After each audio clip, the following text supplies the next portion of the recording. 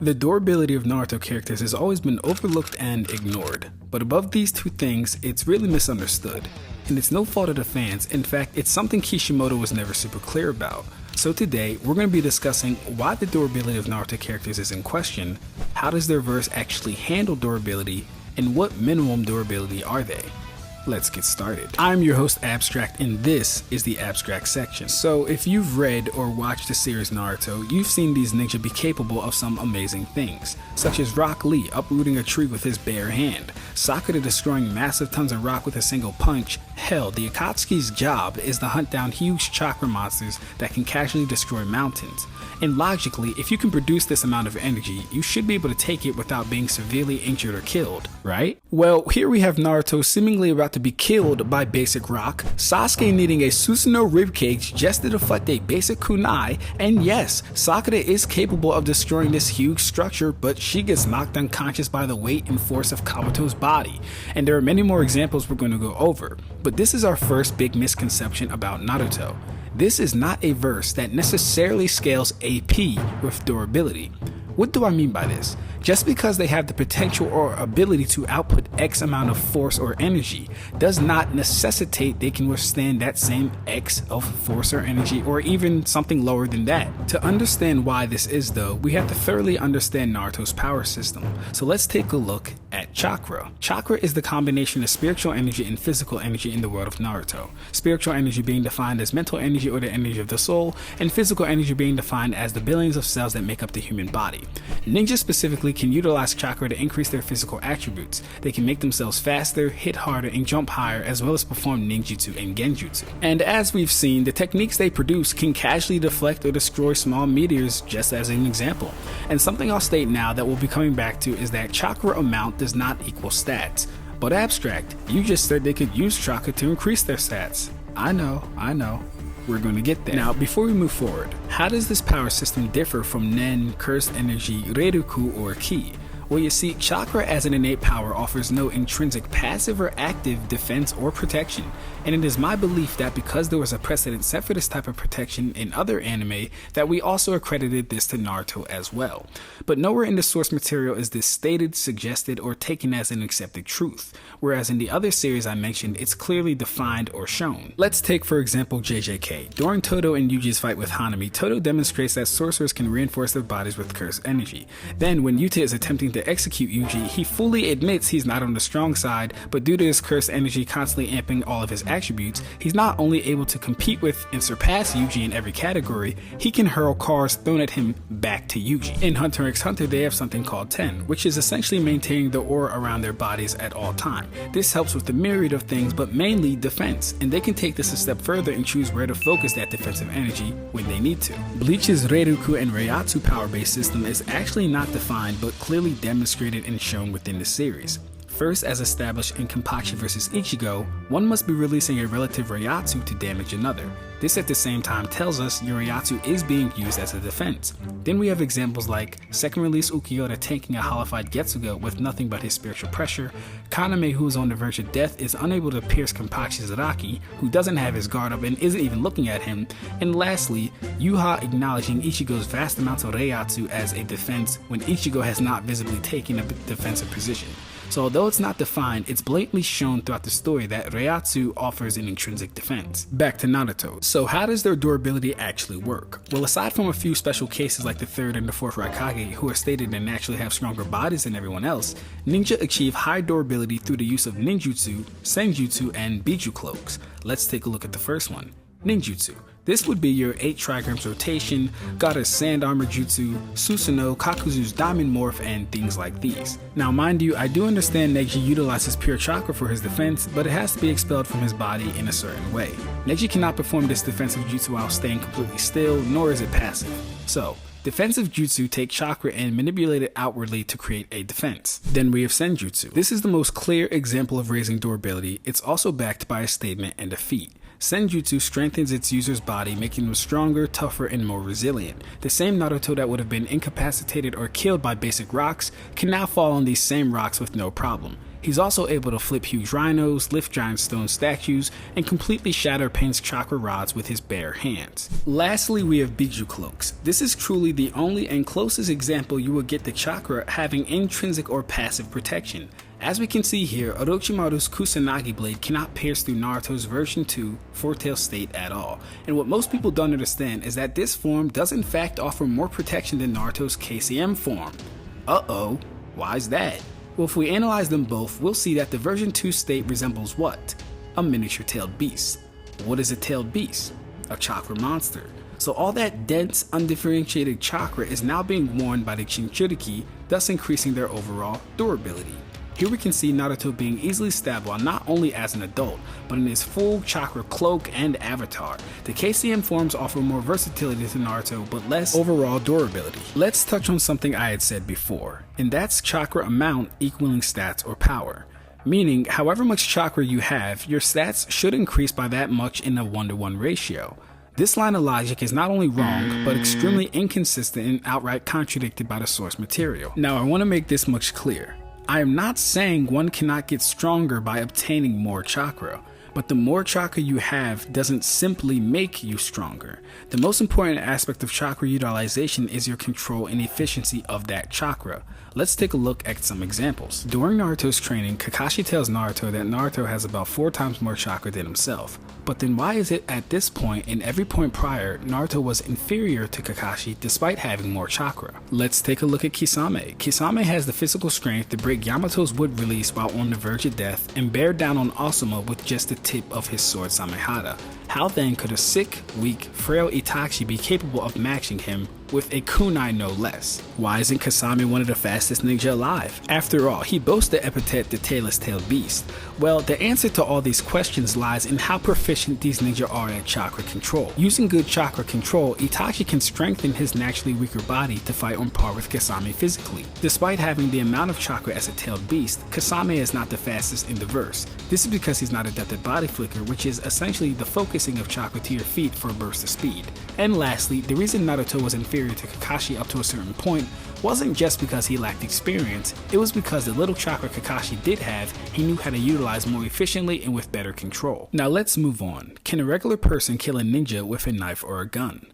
I'll say this, if that ninja is not utilizing a ninjutsu defense, sage mode, or a Bijuu chakra cloak, absolutely. I've heard too many times people say the weapon scales to the user, or the reason ninja can harm other ninja with basic kunai is because ninja enhance their weapons using chakra. Now the people who say these things usually have an agenda and are attempting to be disingenuous or just ignorantly spewing misinformation. Here's the truth. Anytime a ninja has actively reinforced their weapon, Kishimoto has gone out his way to demonstrate such a change. We have Sasuke enhancing his sword via lightning style, Danzo buffing his kunai with wind release, Fodder Samurai actively coating their blades in chakra, Asuma with his specialized chakra blades. We even have the nameless Fodder going up against Madara with an enhanced blade. So no, this is not something the verse simply does automatically, nor should it be viewed as something that goes without saying. Now why is this the case? Because this technique involves chakra control, something not everyone is good at and varies in efficiency depending on skill level. So it would not behoove every ninja that picked up a weapon to actively reinforce that weapon with chakra. That energy may be better spent towards your feet for movement or your next ninjutsu attack.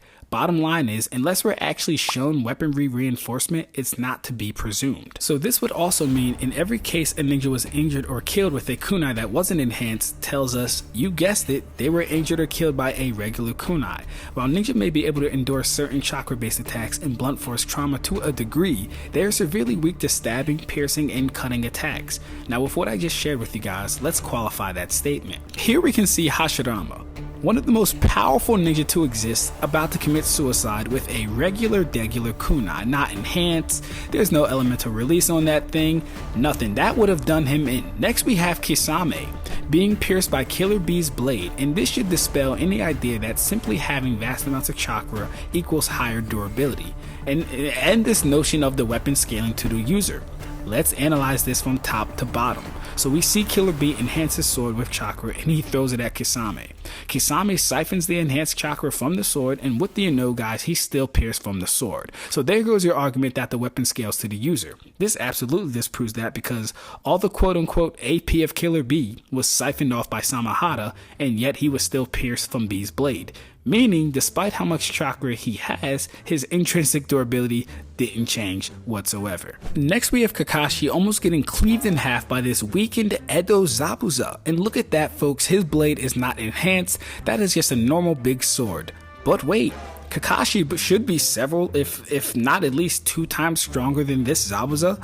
Why was he almost cleaved in half? Again, for the people that say the blade scales to the user, I'm asking you, because Zabuza should be many times weaker than this Kakashi by this point, and thusly his blade skills and ability should scale below Kakashi, yet he can still cut him. Last but certainly not least, my personal favorite, your god, your lord, your savior, we have the 4th Hokage, Minato. He got a whole splinter from a piece of wood from his exploding house. But wait, Minato pulled out half of the Nine-Tails chakra, so he should have a relative power to it, pierced by a goddamn splinter with no enhancements either. So as you've seen, the verse is just very squishy. Naruto characters are best described as glass cannons, or fighters that punch well above their pay grade. They can output much more force and energy into their offensive techniques than they ever could for their intrinsic defense. This is Naruto, just after defeating Pain. Safe to say he's several times more powerful than when he defeated Kakuza. Look at him getting the shit beat out of him by a fodder whose name I had to look up just to remember. This is Ichigo getting his ass whooped by a spotter number 6, Grimmjow Jackerjack. Just compare what type of beating both of them receive and how they look afterwards. And I'm gonna tell y'all why this is such a great comparison. Because Ichigo was faced with a legitimate threat that was actively trying to hurt and inflict as much pain as possible. And not only does he get hit more times than Naruto, the hits are coming from someone in order of magnitude stronger than this nameless Kunoichi that was putting hands on Naruto. Naruto, on the other hand, is being injured by a nameless fodder and endured his beating for far less, yet he comes out looking like he took on 5 guys and had actual beef. Bars. So yes, a normal person could kill your average ninja under the right circumstances. There's a reason Kishimoto stated he didn't want guns in the verse. Now, to accentuate the point that chakra does not equal durability, let's take a look at Kaguya, Madara, and Obito during the war. During the war arc, Obito becomes the Ten-Tails Jinchuriki. He gains access to true single orbs and is now unaffected by anything that is not Sage Mode and basic Taijutsu. Now, Naruto is able to injure this Obito with a base Rasengan while in Sage Mode. This right here flies in the face of chakra quantity increasing durability. We see as long as you have the means to injure the person, chakra amount is a non-factor. Now mind you, even though Naruto is in Sage Mode, this Rasengan would be weaker than the Rasen Shuriken that he used in his base to kill Kakuzu. So not only did Obito's durability not change, he's getting damaged by attacks that should scale way less than what Kakuzu survived. Is that not crazy? Then we have Jubidara getting styled on by Sasuke. He gets impaled, bisected, blitzed, etc. But again, this is the Ten-Tails Jinchuriki they're fighting, and according to most Naruto fans, Madara was at planet level by this point. So why is it that someone with severely less chakra overall is able to do this much damage to him? Well, again, chakra amount doesn't equal stats or durability. Madara's base intrinsic durability is just lower than Sasuke's cutting power and that sword's piercing power. Lastly, for Madara, he gets impaled by Black Zetsu, and yes, I understand being off guard and things like that, but if we're just looking at his durability as a whole compared to how much chakra he has, and you guys are saying, oh, it should scale respectively or accordingly, then that should have never happened. Let's take a look at Kaguya. Towards the end of the war, she's cornered by Team 7 and subsequently sealed, but what assured this outcome? The ass pull punch by Sakura. Sakura hit Kaguya hard enough to break her horn and make her bleed. People think this upscales Sakura to some crazy universal level, but all it really does is bring Kaguya down to a more grounded place. Let's give Kaguya creating all her dimensions and the stars within them.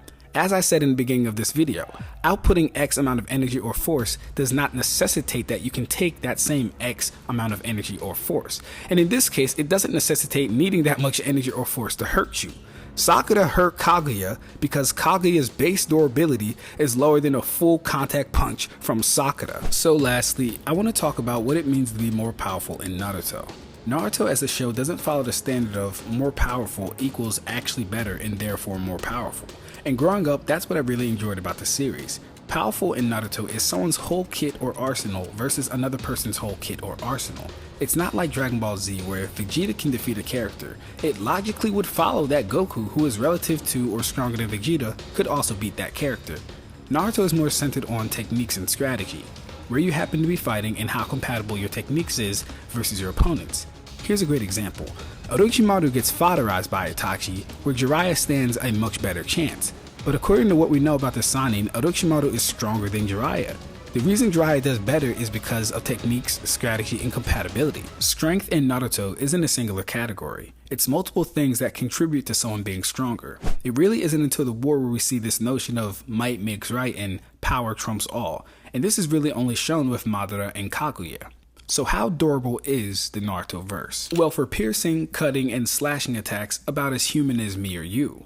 As I said, you catch a ninja under the right circumstances and he's finished. Take our boy Zabuza for example. He got repeatedly stabbed by no-name fighters and succumbed to his injuries. For explosions and large-scale attacks, I'd say they sit comfortably at a little less than city block level. And this comes from Orochimaru declaring he would in fact die if he took a direct hit from Four-Tails Naruto's Tailed Beast Bomb. It was powerful enough to completely destroy Orochimaru's triple Rashomon, but did no other damage than that. And we can't see the gates, but I don't think we can automatically assume they were vaporized because of that fact alone. Nonetheless, the Rashomon gates are very impressive, I just don't see them scaling past city block level. Now, if you'd like to do some research and help me out, send me over some stuff, I will definitely take a look at it. As for blunt force trauma, like being hit by hard objects, punches, kicks, and things of the like, it's no surprise Tsunade and Sakura hit the hardest. The issue is finding people that aren't god tiers of the verse that they've actually hit. So for this, I'll be doing a conservative estimate of, again, city block level. But if I'm being honest, even that may be too high. See, the interesting thing about ninjas fighting each other is that everyone is pretty much on par with everyone else. Genin can hurt Jonin. Chunin can hurt Kage level fighters. Kage level fighters can hurt Chunin. You get the idea. Outside of a few individuals, enough people don't hit hard enough to warrant city block levels of power with their strikes. The only time we're shown a gap in basic taijutsu effectiveness is when someone undergoes a transformation or receives a power-up. Other than that, everyone's basic taijutsu was on the same level. And I think that about covers everything. Also, if you think I forgot that Tsunade beat the brakes off Orochimaru in part 1 of Naruto, I didn't. I just didn't want to have to go back to OG Naruto and basically backscale / downscale the entire verse to Tsunade punching Orochimaru. It's much safer if we just leave it where it's at, believe me. Now guys, before I really get out of here, mind you, this is all with their intrinsic defense. Ninja can reach very good levels of durability when they start utilizing their various ninjutsu defenses, chakra avatars, and etc. If you have a different perspective and you think I'm a little wrong or totally off in my assessment, respectfully let me know in the comments. Don't scream at me. Don't yell at me. I'm a human being. If you want to hop on Discord, we can have a good conversation. I'm a nice guy. Please. I'm Ab-Stract, and this is the Ab-Stract section. Make sure to leave a like, comment, and subscribe to the channel. We out.